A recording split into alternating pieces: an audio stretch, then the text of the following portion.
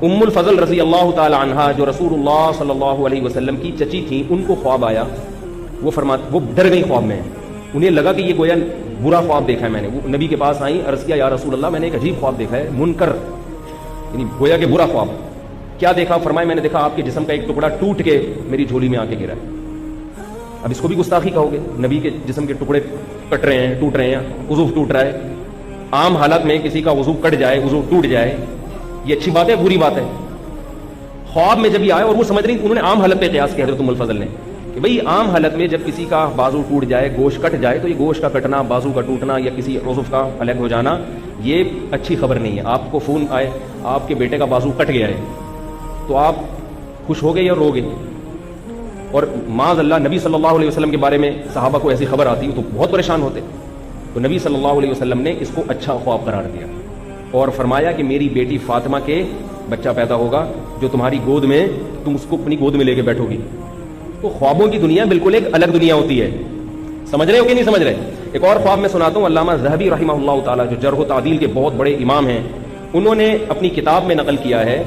اب ان پہ بھی گستاخی رسول کا فتویٰ لگا تو علامہ ذہبی پر اگر لگاؤ گے نا فتویٰ تو آپ کو جرح و تعدیل کے امام سے ہاتھ دھونے پڑ جائیں گے، حدیثوں سے ہاتھ دھونے پڑ جائیں گے. انہوں نے واقعہ نقل کیا ہے کہ کسی کو خواب آیا کہ نبی صلی اللہ علیہ وسلم کا انتقال ہو گیا ہے. پتہ یہ چلا کہ امام احمد بن حنبل کا انتقال ہوا. پتہ یہ چلا کہ امام شافعی کا انتقال، امام احمد بن حنبل کے انتقال سے پہلے ایسا خواب آیا. یہ میں ان کی پوری عبارت ذرا آپ کو سناتا ہوں. ہاں، امام ثوری، امام شافعی اور امام احمد بن حنبل. تذکرۃ الحفاظ میں ہے کہ امام شافعی، امام احمد بن حنبل اور امام ثوری رحمہ اللہ تعالیٰ کے بارے میں بھی یہ خواب آیا. کسی نے بتایا کہ میں نے خواب میں کیا دیکھا، کس کا انتقال ہو گیا؟ نبی کا. بعد میں پتہ چلا امام شافعی کا انتقال ہو. کیا مطلب؟ کیا وہ امام شافعی کو نبی قرار دے رہا ہے؟ یہ ایک تعبیر ہے کہ بھئی گویا یہ نسبت ہے کہ بھئی اتنی بڑی شخصیت کا انتقال ہوا ہے جن کی نبی سے نسبت بہت عظیم تھی، گویا نبی کا انتقال ہو گیا. یعنی کیا مطلب؟ ایک بہت بڑے سنت کے محافظ کا دنیا سے رخصت ہو گئے ہیں. اس کو خواب میں تعبیر یہ کیوں کیا گیا؟ یہ بتایا گیا کہ گویا نبی کا انتقال ہو گیا. تو علامہ ذہبی پہ بھی فتویٰ لگاؤ. میں جب آج سے 20-25 سال پہلے کی بات ہے، سعودی عرب کے مفتی اعظم تھے شیخ بن باز رحمہ اللہ تعالیٰ. سعودیہ میں ہمارے ایک ریلیٹیو تھے، وہ آئے تو انہوں نے وہاں ایک مجھے خواب سنایا کہ سعودی عرب کے مفتی بن باز کے پاس، اس وقت سعودیہ میں ہی تھے اور شیخ بن باز کے پاس بھی ان کا آنا جانا تھا. انہوں نے بتایا کہ وہاں ایک عجیب واقعہ ہوا کہ شیخ بن باز کے پاس کال آئی. ایک خاتون نے کہا کہ میں نے کسی عالم کو برہنہ حالت میں دیکھا ہے، بالکل ننگا. اس خواب کی تعبیر بتائیں اس عالم کے بارے میں. اب بظاہر تو یہ بڑی گستاخی ہے، آپ نے اس کو ننگا دیکھ لے، گستاخی کر دی اس عالم کی. شیخ بن باز نے جواب دیا کہ یہ اس عالم کے جنتی ہونے کی نشانی ہے، یہ اس طرف اشارہ ہے کہ وہ جنت میں جائے گا، ایک بشارت ہے. تو اس خاتون نے پہلے نام نہیں لیا تھا، اس نے کہا میں نے آپ کو خواب میں برہنہ دیکھا ہے. مجھے اس واقعہ بتانے والے نے بتایا کہ ایک ہفتہ شیخ بن باز روتے رہے ہیں کہ شاید اللہ کی طرف سے کوئی خوشخبری ملی ہے مجھے، شاید اللہ کی طرف سے. ایک ہفتے تک اس خواب کے اثرات ان کے اوپر رہے ہیں اور روتے رہے ایک ہفتے تک. تو خوابوں کی دنیا ایک عام حالت سے بالکل الگ ہوتی ہے. اس کی سب سے بڑی دلیل یہ ہے کہ ہمارے جتنے بھی تصرفات ہیں جاگتی حالت میں معتبر ہوتے ہیں، خواب میں کوئی تصرف معتبر نہیں ہوتا. خواب میں کبھی نہیں. آپ کو پتہ چلے گا آدمی مرتد، علماء نے فتویٰ دیا ہے کہ مرتد ہو گیا ہے. تفتیش کی کیوں مرتد؟ اس نے خواب میں معاذ اللہ کو گالیاں دی ہیں. کبھی دیکھا کہ اس پہ علماء نے کفر کا فتویٰ؟ آج تک تاریخ میں کوئی ایسا فتویٰ ہے؟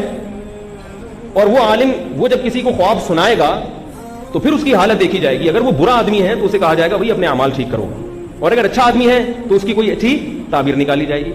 سمجھ میں آ رہی ہے بات کہ نہیں آ رہی؟ مجھے ایک شخص نے خواب بتایا کہ حضرت میں نے خواب دیکھا کہ میں معاذ اللہ رسول اللہ صلی اللہ علیہ وسلم کو قبر میں دفن کر رہا ہوں. مجھے معلوم تھا کہ وہ آدمی کافر نہیں ہے. میں نے اس کی ایک اچھی تعبیر بتائی. میں نے کہا مجھے ایسا لگتا ہے کہ آپ سنتوں کو آہستہ آہستہ چھوڑ رہے ہیں. تو یہ نبی کو دفن کرنا میرے خیال میں یہ تعبیر ہے کہ آپ سنتوں کو آہستہ آہستہ اپنی زندگی سے نکال رہے ہو. تو شریعت کو فالو کرو. اس خواب میں آپ کو تنبیہ کی گئی ہے، ورنہ یہ اس کو بھی گستاخی پر لے جایا جا سکتا ہے. تو یہ فضول قسم کی لوگ ہیں جن کا بیٹھ کے کام کیا ہے؟ توپیں چلانا.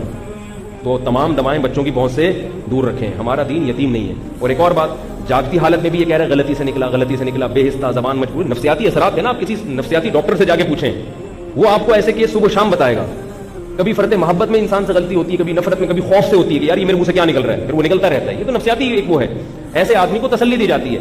تو یہ غلطی سے ہے، اور غلطی سے اگر کسی کی زبان سے ایسا لفظ نکلے گا تو وہ بھی معاف ہے. یہ بھی حدیث سے ثابت ہے، صحیح ہے مسلم کی حدیث ہے. رسول اللہ صلی اللہ علیہ وسلم نے ارشاد فرمایا تم سے پہلی امتوں میں ایک شخص گناہگار تھا، آپ صلی اللہ علیہ وسلم نے فرمایا کہ اللہ اشد فرحم بتوبۃ عبدہ، اللہ تعالیٰ اپنے بندہ کی توبہ سے بہت زیادہ خوش ہوتے ہیں.